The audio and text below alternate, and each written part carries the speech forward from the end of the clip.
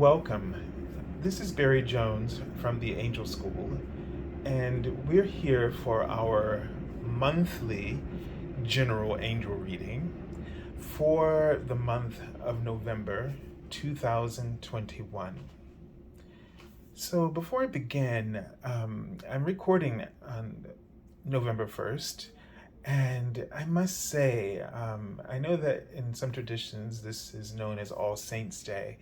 And the energy when I tuned in for my own personal readings for the month, for the week, and for the day, it was as if when I called in my angels, it was like I could really feel this shimmering energy, shimmering frequency, and I could sort of hear those very high pitched, crystalline frequencies just vibrating and resonating all around me and through me. And I must say, it was very noticeable uh, out of any other day in the year, and especially to start a month and to do all of these readings on this day. So it gives me a sense of an enormous and incredible shift that transpired this morning. And I'm just seeing the word majestic in front of me. I don't know what that means in terms, but yeah, I mean, it really was, it was, yeah, it was sort of like this majestic pageantry of feels, for lack of a better word. The frequency was just very elevated. And so, yeah, I want to welcome you all back to what feels like a very positive start to the month. And I'm sort of seeing the word Jupiter in front of me, so very expansive. And just, I feel like a lot of synchronicities. Um, this is the month of Scorpio. So they were showing me when I was meditating, third eye, and just a heightened awareness and your intuition, and your sense of right, and and sense of direction, your sense of service, are things that might become even clearer to you in this month. So, just before I get into the reading, as it kind of already starting, but I just want to make you aware of those of you who are new to my channel. Also, welcome to the Angel School community. And just to make you aware that the monthly Angel Scope, those are 12 zodiac readings, will be coming out towards the end of this week, so that you'll have a chance to see this one before being bombarded with more individual ones. And God, they keep writing the word syncopation, which in music means sort of off the beat, but it's what creates a lot of the spice, and especially in music, and in particular popular music, right? So even when things are a little bit off, it makes life a bit exciting. They just keep writing it everywhere. So this is going to play into some of the synchronicities that you might experience. Things might feel a little off, but I don't know. I get this feeling of, that it throws you off to throw you onto the right path, or the right, put you in the right place at the time you were least expecting it. So just a sense of surprise and awe, right? And it's nice to be thrown off our game and to not have everything be predictable, which is kind of weird, since we kind of show up for these things because we're trying to predict. But really, I feel like my purpose as a healer channel is to actually heal, to help you find wholeness within yourself in the moment, so that those things can all line up for you, instead of trying to anticipate and wrestle and needing to know. It's about needing to be, so that you are back in sync with all this potential and abundance that's just always waiting to just flow in. But we've become very good at resisting. Um, yeah, so and it's weird because I feel like I keep losing my focus here back and forth between reading you and trying to get some information, and I don't think that's by accident either. So yeah, it's going to be interesting trying to stay in the flow, and trying to do what you want to do, and seemingly being interrupted or thrown off of that. And it's something you're going to have to go with. It's like a dance, right? You're struggling.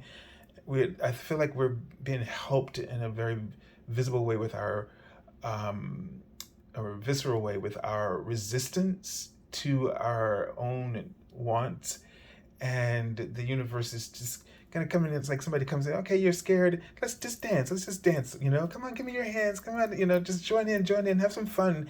And in the process you let go. So going back, just want to make you also aware that I'm still offering my special offer, for my half-hour reading for $77, which I'm extended to 1 full hour. I've been doing this since the pandemic. There's a link below this video for my website, theangelschool.com/services.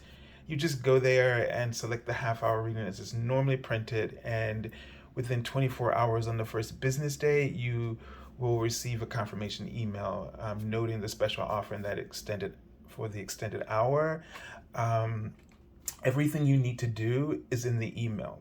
So that's why I like to keep everything within the email. If you contact me outside of that, then we just lose. And I do have to have boundaries around what I do, or you can just end up being burnt out, right? I would just love to be there and visible and present all the time, but I do have to balance my life with doing what I do here. So, and it helps me to stay very organized when everything's in the email. So I will put the starting date there, and all the instructions about how to submit your availability. My office hours are in there. It's also printed on the website, but I put it again there, and just pay attention to that so that you know what to do. And just don't forget to respond to the initial email whether you're ready to submit or not, just so that I know you got it. Okay, and now looking at the format, this is our third monthly angel reading. So how this works is you're going to get a message from an archangel that we'll be working with for the month, and then a message from the guardian angel. Now this is a general reading for all the signs combined, so you can sort of use this as that general umbrella, and then when you work with the others, be more specific to your situation, but they all tie in, and this is how I work with the various readings for myself personally. So the first, the card on the left will come from the Major Arcana. The card on the right will come from the Minor Arcana. So this will present the big lessons, the big influences and themes, energies that are moving in this month. And this will show you how they might be playing out in the day-to-day aspects of your life in ways that you may or may not recognize them. And the guardian angels are going to offer some kind of guidance about how you can really tap into that, and to really work with those energies for your own personal healing. All right, so now let's take a deep breath together and just really relax and center in your heart space. And feel the energy just unfolding, feel your energy expanding, and feel the loving protection of your angels that are surrounding you and lighting you up from within all of your chakras, from your 12 fifth dimensional chakras. And they're showing me a lamp that is lit, And when I see a lamp, that's my symbol for intelligence, or someone being very bright, or could represent, an aha moment. So this is giving me a sense that what we were talking about a little bit earlier, of a lot of moments when you might have of clarity, a lot of moments in this month, and really trusting your intuition. And there might be some synchronicities with your intuition and this and claircognizance, in this sense of having clear knowing. And it's sort of like in this month, with especially with the Scorpio energy, there is this, these, revelations that are very strong and potent, right? That can really help to shift you, or sort of, provoke you out of your blind spots, in those areas where you may not have the awareness, or where you've been ignoring or avoiding the truth. And so it's a lot of transformation. The death card is astrologically associated with this month. So, I keep thinking about the king. There's a king, there's a child, and a maiden. And she actually looks like she's the woman in the strength card. The king, the Pope actually, there's a Pope as well.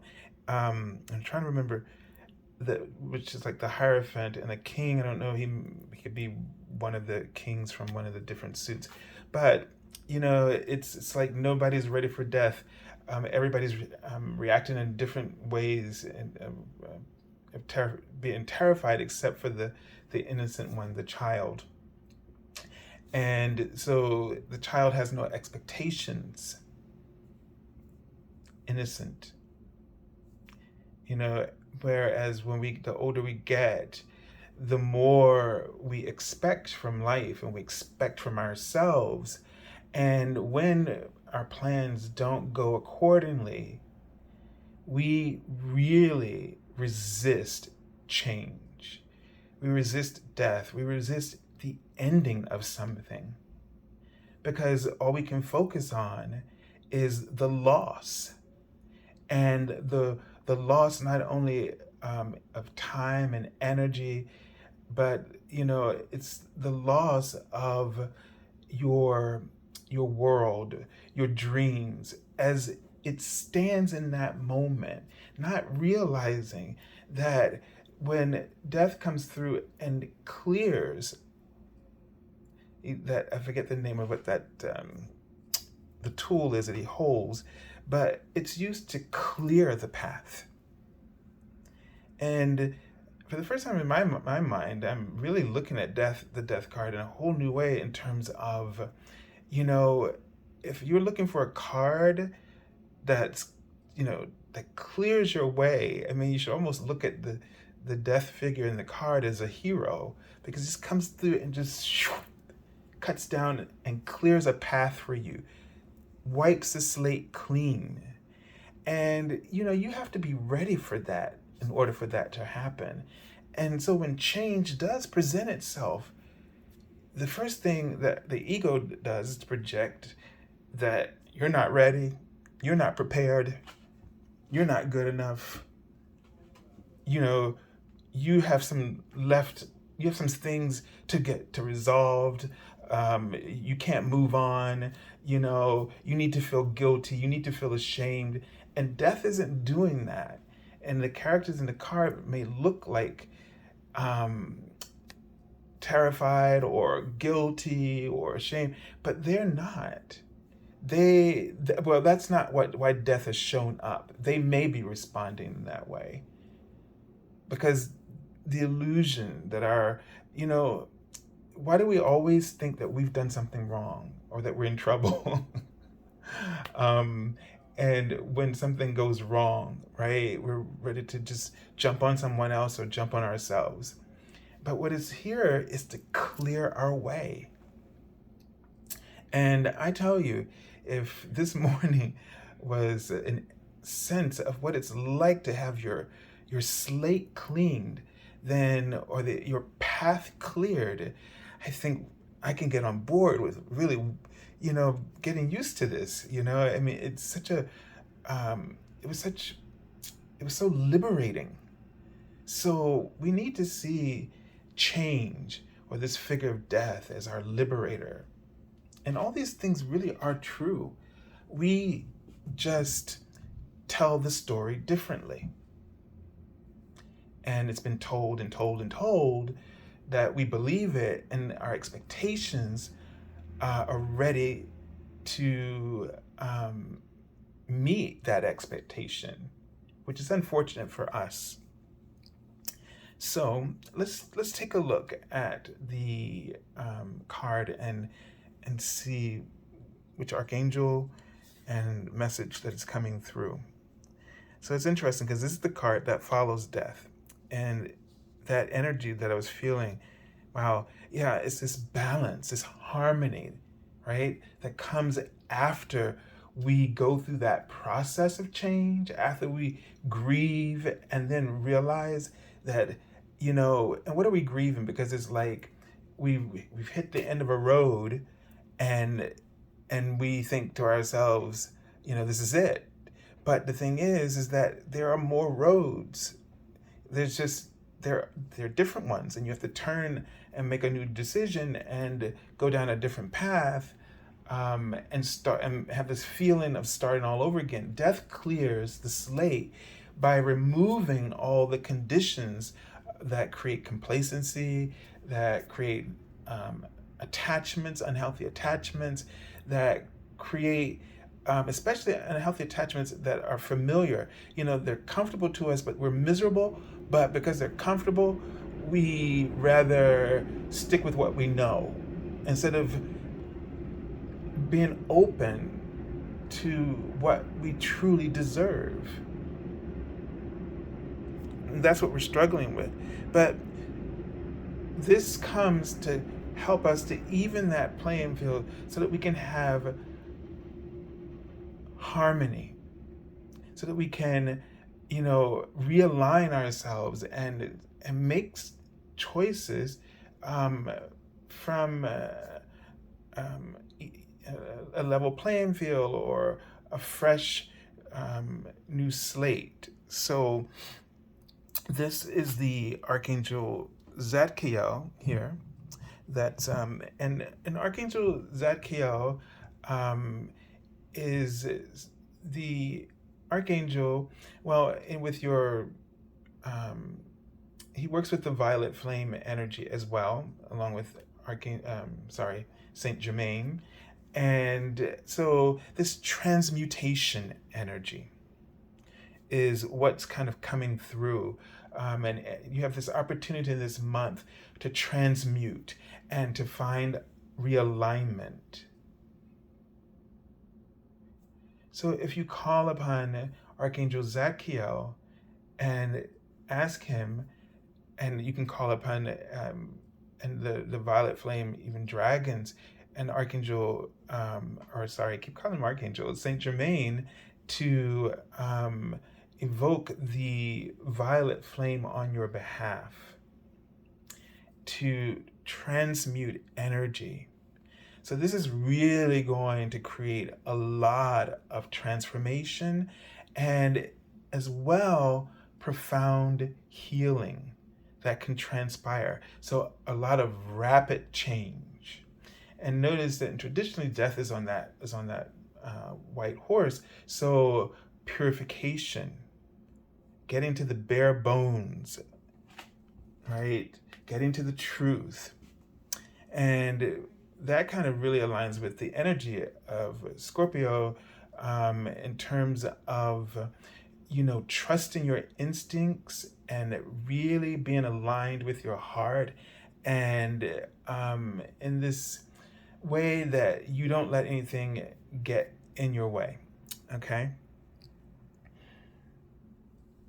So the card says, and I don't know if we have a good image here, but it says blending the ideas of others with your own to create something extraordinary, successful compromise, the power of diversity, self-control, patience, and balance. I've been seeing the word sacrifice, and I think what they're trying to highlight is how things might feel to you from the perspective of your ego. They're writing the word nostalgia, so there's a lot of nostalgia, and it might feel more like a sacrifice rather than a compromise, or a sacrifice rather than an opening for new possibilities. So here's the thing. You don't have to go crazy here. You don't have to, you know, this doesn't have to be radical. This is what I'm getting here from the balance card. With temperance, it's a card traditionally called. This is about doing what resonates with you, making choices that align with you, making decisions that sort of are in balance with where you are. Don't struggle. That's the word they're writing in front of me right now. Do not struggle with this. They suggest compassion. They don't want you to fragment. What they want to do is to augment. So they want to highlight the possibilities for you in this month, and sort of de-emphasize the things that are holding you back, because we give so much power to what we can't do, or what we're incapable of, or our complaints, our criticisms, the lack energy. And instead they want you to, I forgot the word that they gave me, but they want you to highlight the positives. Okay, they want you to highlight the positive. And there's plenty of support here for you in this month. Okay, so the card here is the Five of Air, which is the Five of Swords. So this shows here, it shows some of that compromise here in that things may not go the way, this is what I was saying before, that things may not go the way you expect them. You might feel like you're losing out, or that you're not succeeding because of what you expected. And this month is just going to be about throwing you off of this game that you've been playing, so that you can finally really truly be on your true path, on the path that you're meant to be on. And this means this does not mean like, oh, the universe has expectations of you, and they're sitting down looking at you going, nope, you're not living up to it. You're way off track. This is about what your heart, everything that your heart has cultivated out of every decision and choice that you've ever made. The heart keeps recalibrating what's the best purpose for you in this moment. It's like it's always thinking about how you can succeed, and it's always looking for what would make you most fulfilled within the parameters of what you are open to. It's the best way to say it. And so they're trying to help you to always align with where you are, so that you can, they're doing is in a compassionate way, gradually helping you towards the potential that you truly, deep down, want and feel and see for yourself. But if they threw it at you, you would run in the other direction. You would. And some of the things that we want for ourselves, we want them, they're good, but we want them for the wrong reasons. We want them because it's what somebody else is doing, or it seems like, it's a standard because everybody else is saying that they approve of this. And they want you to be in connection with your truth where you are right now. Because wherever you are in your life and whatever you're doing, there is no wasted time. There is no real error, in the sense that you can learn and you can grow from whatever choices you make, even if from the outside they don't seem like the best ones. But there's a path of elevating you. No matter where you are, they can really pay attention to your heart, and they really can hear, even in the noise, what your true desire is. And that's the only expectation of purpose that they are calling you towards, the one that is within yourself, the one that is within your heart. So stop being so hard on yourself. You don't need to play games. You don't need to manipulate yourself, and you don't need to manipulate others. You just need to be true to yourself. And it's interesting because the card that follows this is the Six of Swords, where you finally just realize to walk away from this. You don't need to play this game any longer. And so perhaps in this month, you'll allow the process of death to clear your path, and to maybe even clean the slate for you, so that you can start afresh in a vibrant new vibration where you are free, liberated from all of the guilt, the shame, the resentments, the anger, etc. And start allowing the powerful and immense sensations of support. One of the things that's so critical, that I just put in one of my writings, is, we tend to isolate ourselves. It was a card that will come, I think, for Wednesday on the Three of Cups for November 3rd. And that card has been sort of coming up a lot in the readings, in the background cards, and in the forefront as well. And all the time I've been reading, I rarely see that card. And so it's telling us that our interactions are really important, and they're shifting, and they're going through a healing process. And